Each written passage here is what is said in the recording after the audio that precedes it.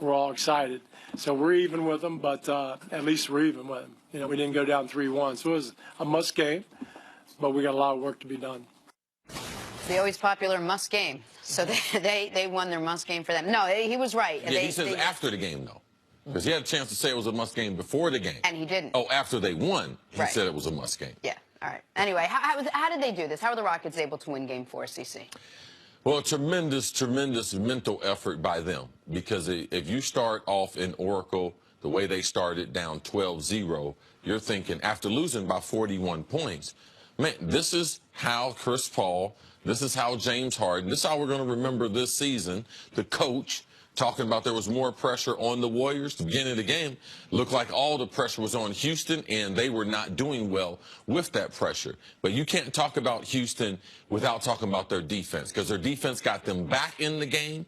They had amazing individual effort. The team effort you could see was there, but that initial jolt that they received from Golden State and Golden State not being able to pull away from them, they immediately evaporated that lead in the second quarter, took a lead at halftime. And when you hold the 2 out of the last 3 years, the world champs, the most explosive offense, the best collection of offensive players we've ever seen together, you hold them to 12 points in the fourth quarter, in the biggest game that we say in almost a year. 3 made shots in the fourth quarter. I mean, that effort right there by the Houston Rockets. Last year, 26 in defense. This year, up to 6 in defense. Had we seen that in this 3 games? No, we hadn't seen that. So defense is the way, and also the guts of some guys who had come up a little bit short in Chris Paul and Harden coming through in clutch situations. It was singularly the best defensive performance, given the stakes, given the opponent, any team in the NBA has had all year long. It might be the best defensive performance in the NBA since Game 7 of the 2016 NBA Finals, when the Cavs held this Warriors team under 90, but that Warriors team didn't have Kevin Durant. You mentioned Chris Paul and James Harden. Man, this thing looked like it was going the other way. Then not only are the Warriors up 12-0, James Harden early in the game has as wide open of a shot as you will ever see an NBA player, let alone the guy that's going to win MVP, get. He's thought about it. Thought about it, and then threw a cross-court pass to P.J. Tucker for no reason. And you thought in the moment, I mean, read Twitter, listen to the analysts, oh, Harden's not built for this. Like, the moment has gotten too big for him. From that moment forward until the end of the first half, he carried the Rockets offensively and with some great defense at the very end of the first half. And then, in the second half, Chris Paul took over. Your 2 stars delivered in the biggest moment of their respective careers. Jenna, the Rockets had to win this game twice because they lost it twice. They lost the game. When you go down 12-0 to the Warriors in Oracle, 99% of the time, that game's over. Yes. When you let the Warriors beat you by 15+ in the third quarter, 100% of the time, that game's over. Since Steve Kerr's been there, 51 times they've beaten an opponent by at least 15 points in the third quarter. They were 51-0. The Rockets had to come back twice. They did it, and then they had to pitch a shutout defensively in the fourth quarter. It was a remarkable performance. Absolutely right. The narrative around this team has always been fantastic in the regular season, but between Mike D'Antoni and Chris Paul and James Harden, come the postseason when the stakes are higher and the stage is a little bit bigger, they don't seem to be able to close it out. But to be able to do it against an offensive juggernaut like the Warriors at Oracle, and able to play such incredible defense at the same time, what does it say about how Mike D'Antoni got this team prepared and ready after a 41-point blowout the game before? It's really something to build on. You know, they needed 1 win in Oakland. They were able to get that win. Now, this is the kind of things that championships are built on. That being down 12-0. If they're able to get through this series, that will be in a video. Harden getting those 2 steals, getting in the back pocket of the Golden State Warrior, Kevin Durant still in that, and then stripping Kevin Durant, which I believe him stripping him in the second quarter led to Kevin Durant later on in the game passing to Klay Thompson when Klay wasn't ready, when I thought Durant should have taken the shot there at the end of the game. So those are the types of things that you build a championship on. And now You have it where Houston has wanted this. Nick talked about it just a little bit, didn't want to give it away, and talking to the owner, talking to the general manager, Nick's has a relationship with them.